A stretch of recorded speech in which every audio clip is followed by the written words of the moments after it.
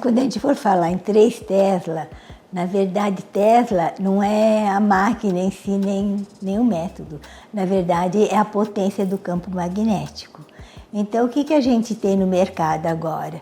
Você tem equipamentos de 0,2, 0,5, 1, 2 e 3 Tesla. Na verdade é a força do campo magnético. Agora, só que tem uma coisa. Quando você tem uma força do campo magnético mais forte, você tem que ter um equipamento mais potente, você tem que ter toda uma série de suporte, como antenas, computador para processar imagens, sabe? Uma capacidade elétrica também maior. É um aparelho assim muito mais sofisticado, mas também ele traz outros benefícios que estão vinculados a isso. Então, na ressonância 3 Tesla, na verdade, o que acontece? Como em todas as outras, o aparelho de ressonância é um ímã, sabe? É um tubo, é um magneto, dentro dele o que vai ser examinado fica e sofre a ação desse campo magnético. Então, as partículas do corpo, que o corpo da gente é feito de partículas, eles ficam alinhados ao campo magnético. Então, você tem que dar, através de uma corrente elétrica, você faz, que não vai para você, não vai só para o equipamento, ele gera uma alteração nesse campo magnético. Quando gera alteração, esses átomos ficam todos desordenados e essa alteração é momentânea e repetitiva. Então, toda vez que ele faz o estímulo, as moléculas entram em desalinhamento e depois ela volta para a situação de equilíbrio.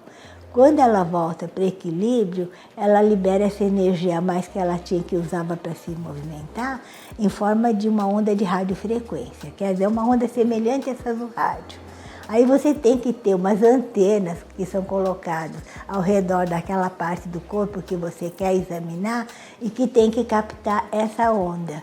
E ela vai transmitir para o computador, que vai processar isso para formar a imagem. Tá? Então, na verdade, assim, você tem que ter um conjunto muito complexo. Você tem que ter uma capacidade elétrica também de poder alterar esse campo que é muito forte. Então você tem que ter isso, tem que ter computador potente para poder processar todas essas informações. E também você tem que ter um aparelho que possa fazer resfriamento, porque na hora que ela emite essa energia, o magneto aquece.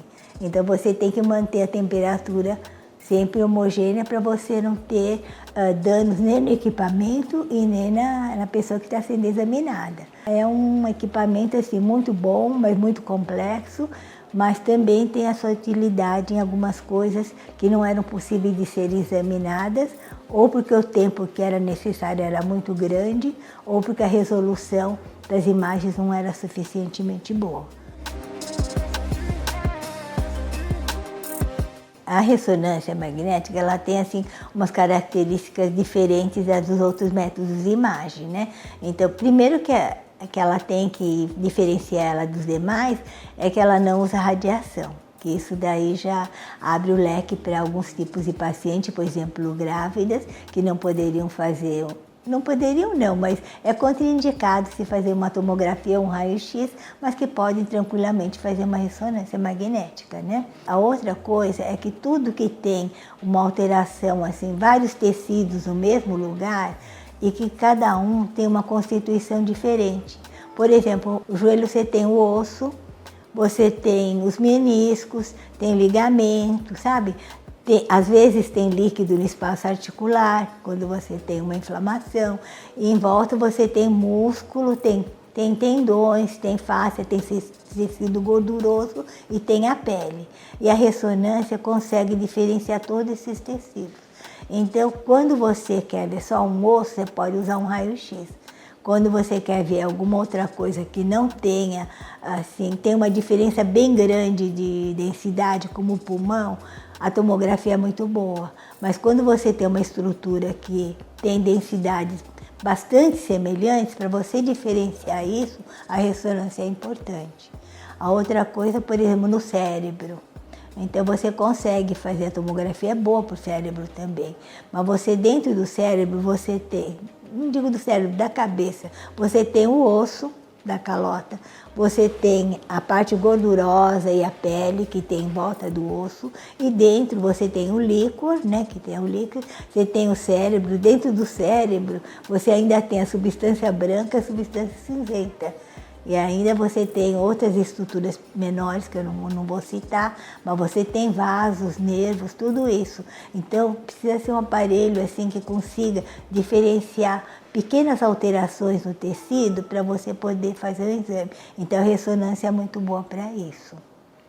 E no caso dessa de 3 Tesla, ela consegue ver assim, tratos nervosos, o nervo, o trajeto do nervo, que nos outros é mais complicado de você ver.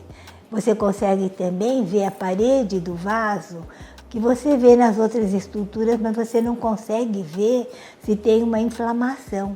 Por exemplo, se tem uma inflamação na parede, ele pode me dizer se ele vai estar propenso a fazer um infarto, ou se ele pode até fazer um aneurisma, ou até romper o aneurisma.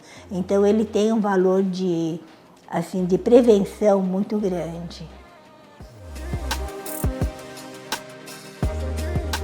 Esse aparelho, além de ele ter uma potência muito alta, ele também tem assim uns periféricos que a gente chama aqui são as antenas, tem antenas específicas e de muita resolução para fazer, né?